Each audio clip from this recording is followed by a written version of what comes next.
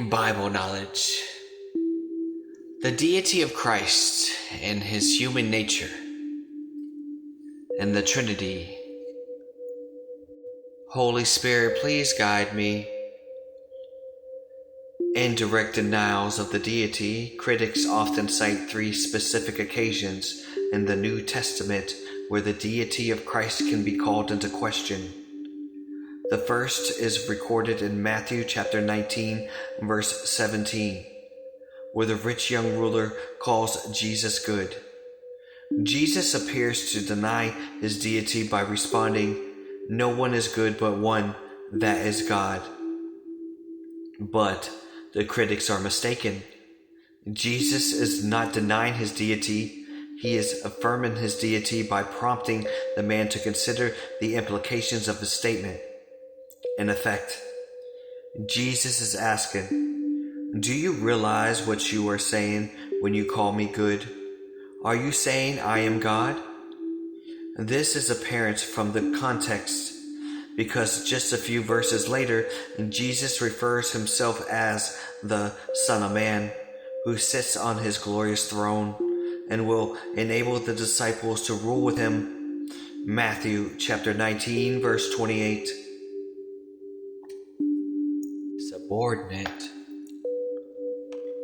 The second and third objections to Christ's deity has to do with Jesus being subordinate to the Father and limited in knowledge.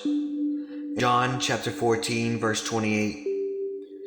Jesus clearly subordinates himself to the Father by admitting, "The Father is greater than I."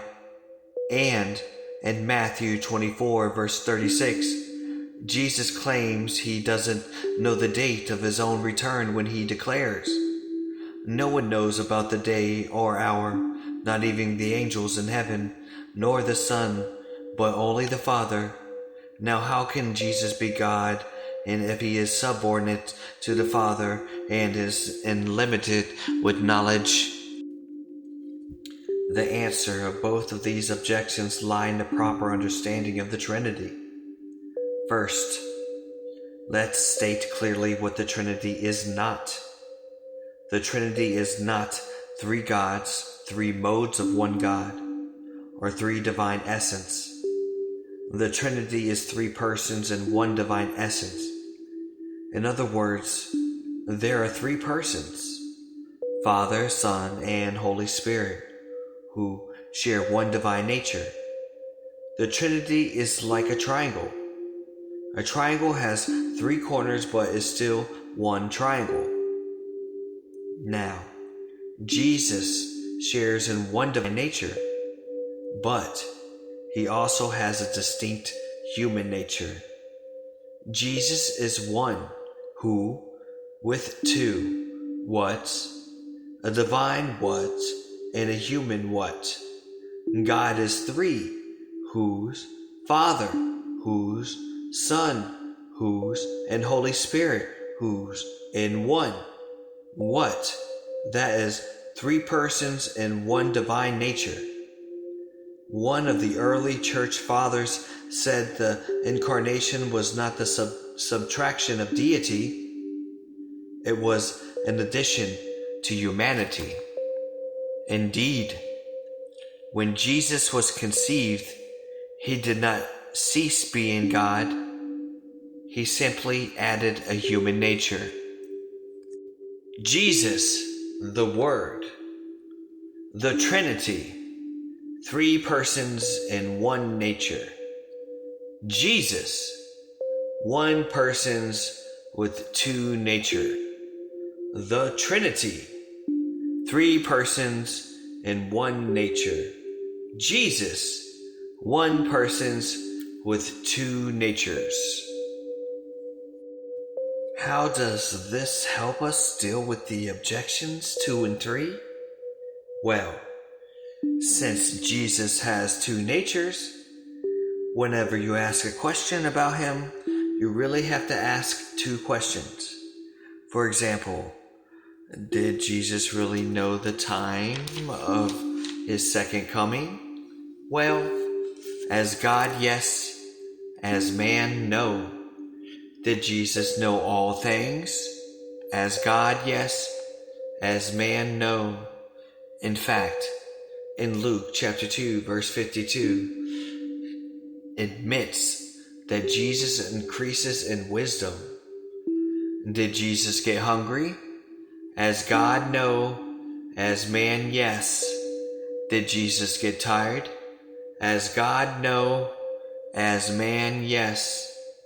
The Trinity also helps us understand the sense in which Jesus declares himself, the Father is greater than I. The Father and the Son are equal in essence, but different in function. This is an analogy to the human relationship.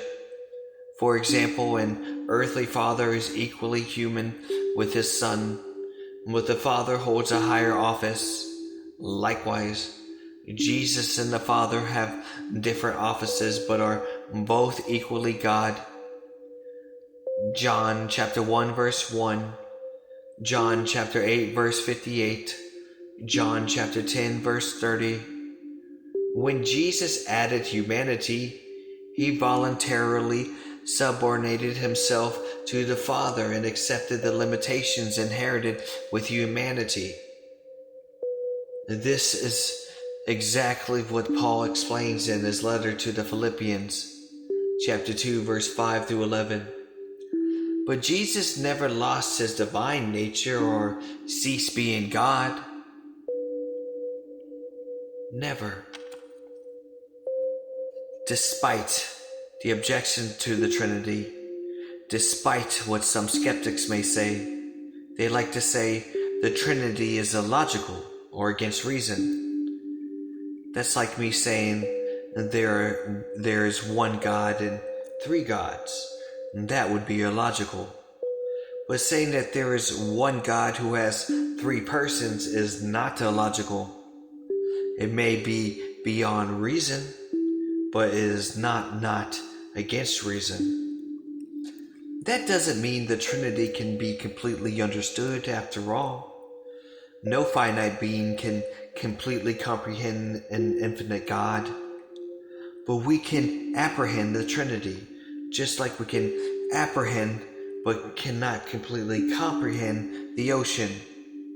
When we're standing on the beach, we can apprehend that there is an ocean in front of us, even though we can't completely comprehend its vast magnitude.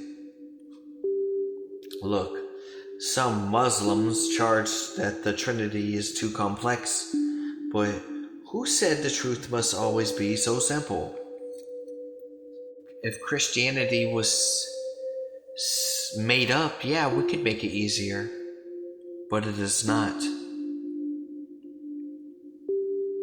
Not like everybody out there inventing their own religions. So how could we? We are dealing with facts. Of course, anyone can be simple if he has no facts to bother about. I love you all. God bless.